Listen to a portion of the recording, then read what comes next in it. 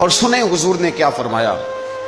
نبی پاک صلی اللہ تعالی علیہ وسلم نے دعا دی، کہا اے اللہ اس آدمی کے چہرے کو چمکتا دمکتا رکھنا۔ کیا دعا ہے، اور دی اس محبوب نے ہے کہ جو جب دعا کرتے تھے تو اعلیٰ حضرت بریلوی فرماتے ہیں قبولیت نیچے آ جایا کرتی۔ حضور نے دعا دی، کہا اے اللہ اس آدمی کے چہرے کو چمکتا دمکتا رکھنا جو میری حدیثیں یاد کرتا ہے اور پھر آگے بیان کرتا ہے۔ اس کے چہرے کو چمکتا دمکتا رکھنا، یہ رسول پاک صلی اللہ تعالی علیہ وسلم نے دعا دی۔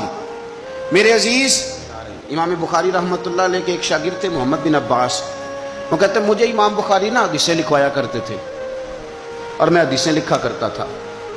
جب آپ حدیث پاک پڑھتے ہیں یا حدیث پاک سنتے ہیں تو کئی دفعہ ایسے ہوتا ہے کہ آپ کوئی واقعہ اچھے طریقے سے پڑھ رہے ہیں حضور کے دور کا صلی اللہ علیہ وسلم، یا سن رہے ہیں، ایسے لگتا ہے کہ وہ منظر آنکھوں کے سامنے گھوم گیا ہے۔ تو امام بخاری رحمۃ اللہ تعالی علیہ اپنے شاگرد کو حدیثیں لکھوا رہے تھے تو ایک خاص حدیث پاک کے لحاظ سے آپ نے فلسفہ بیان کیا۔ انہیں چونکہ حدیث پاک کے مشن سے پیار بڑا تھا امام بخاری کو، فرماتے ہیں 500 دینار میری ماہانہ آمدن ہے، میں ساری نبی پاک کے دین کے طالب علموں پہ خرچ کر دیتا ہوں۔ یہ مشن سے پیار ہے۔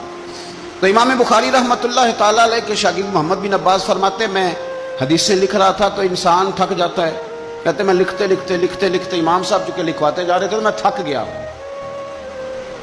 تو امام بخاری رحمۃ اللہ تعالی علیہ نے جب محسوس کیا نا کہ میں کوئی سست ہو گیا ہوں، تھک گیا ہوں، تو فرمانے لگے مجھ سے کہ جو کھیل کود والے لوگ ہیں نا، شاگرد سے کہتے ہیں جو کھیل کود والے لوگ ہیں وہ کھیل کود میں خوش رہتے ہیں، جو تاجر ہیں وہ تجارت میں خوش رہتے ہیں، جو سیاحت کے شوقین ہیں وہ گھومنے پھرنے میں خوش رہتے ہیں۔ فرمایا تو کتنا خوش نصیب ہے کہ جب سے تو بیٹھا ہے یا نبی پاک علیہ السلام کے ساتھ بیٹھا ہوا ہے یا حضور کے صحابہ کے ساتھ بیٹھا ہوا ہے۔ وہ یا نبی پاک کی حدیثیں لکھنا، حدیثیں جمع کرنا، حدیثیں بیان کرنا، حدیث کے ساتھ تعلق رکھنا، اس کا معنی یہ ہے کہ آپ نے نبی پاک کی صحبت اختیار کی ہوئی، آپ نے حضور کے صحابہ کی صحبت اختیار کی ہوئی۔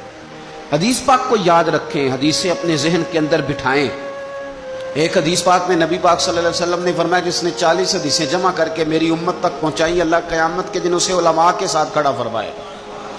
حدیثوں کو یاد رکھیں۔ میرا آپ کو مشورہ ہے کہ رات کو بیٹھ کے لکھیں آپ کو کتنی حدیثیں یاد ہیں، جو یاد ہیں وہ لکھیں، اور حضور صلی اللہ علیہ وسلم کی باتوں کا ذکر کریں۔ کسی شاعر نے ایک جملہ کہا تھا پر بڑے بہترین کہہ دیا، وہ کہنے لگا یا رسول اللہ صلی اللہ علیہ وسلم میری تو بات بن گئی ہے بس تیری بات کرتے کرتے۔